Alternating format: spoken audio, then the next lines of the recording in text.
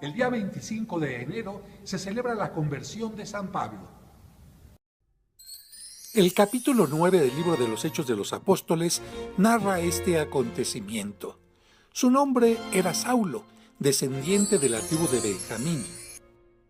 Había nacido en Tarso, en la actual Turquía.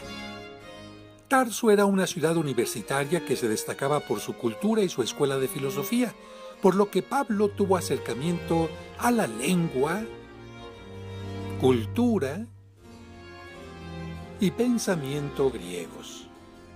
Al igual que su padre, tenía la ciudadanía romana, un gran privilegio en esos días. Según la costumbre judía, desde los 5 años debió de aprender a leer en la Biblia hebrea. Aprendió también un oficio, fabricante de tiendas de campaña, ya que su tierra natal era muy conocida por sus telas tejidas de pelo de cabra con las que se fabricaban estas tiendas. Su educación judía la recibió bajo la estricta doctrina de los fariseos, teniendo como profesor a Gamaliel, uno de los más grandes rabinos de su tiempo.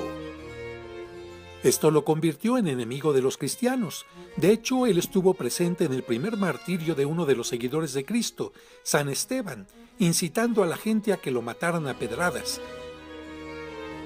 Por ello había conseguido también del sumo sacerdote judío cartas de recomendación para buscar a los seguidores de Cristo y llevarlos presos y encadenados a Jerusalén. Hasta que un día, mientras iba por el camino cerca de Damasco, le rodeó una luz venida del cielo, cayó en tierra y oyó una voz que le decía: «Saulo, Saulo, ¿por qué me persigues?». Él respondió: «¿Quién eres tú, Señor?». Y oyó que le decían: «Yo soy Jesús a quien tú persigues, pero ahora levántate, entra en la ciudad y allí se te dirá lo que tendrás que hacer». Desde ese momento, Saulo quedó ciego.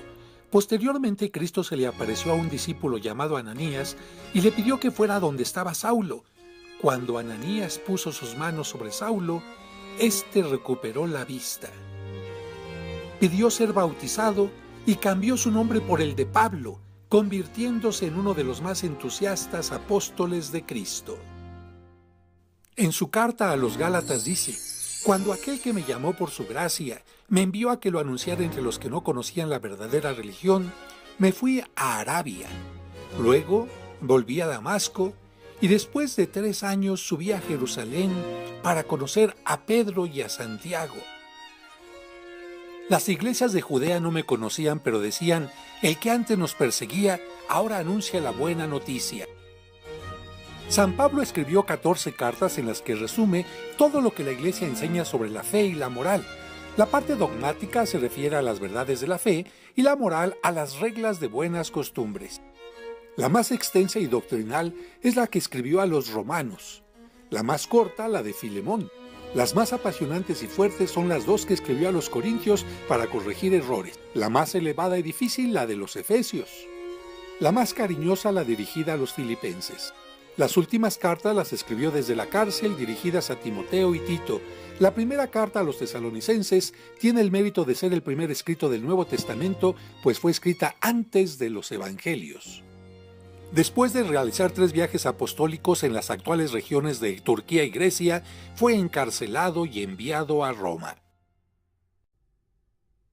donde en el año 64 el emperador Nerón inició una persecución contra los cristianos y Pablo murió martirizado, decapitado. Sus restos se veneran en la Basílica de San Pablo, en Roma. Allí una escultura lo representa con una espada que a la vez representa el tiempo en que era perseguidor, pero también la espada que terminó con su vida.